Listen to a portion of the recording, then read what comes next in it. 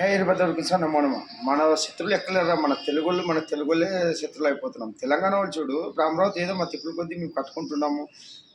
జగన్ వచ్చి అంత గందరగోళం చేసి అది శ్మశానం గిశానం అని చెప్పినాడు.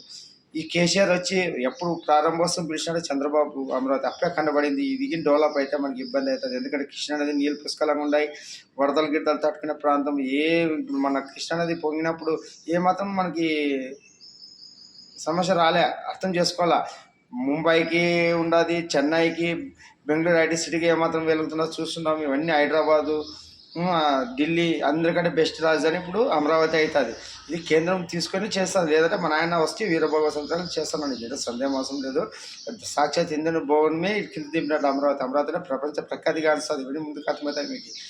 ఇప్పుడు ఈ పొంగులేటి శ్రీనివాస్ రెడ్డి కానీ, ఈ రాజగోపాల్ రెడ్డి, ఇవన్నీ అవసరమా? ఎన్టీఆర్ గారి గురించి కానీ, ఈ రాజధాని గురించి అవసరం? మీ పని మీరు చేసుకుంటారా? ఆయన మా దేవుళ్ళకి వస్తే నార తీసాడు వీరభద్రుడు. జయ వీరభద్ర.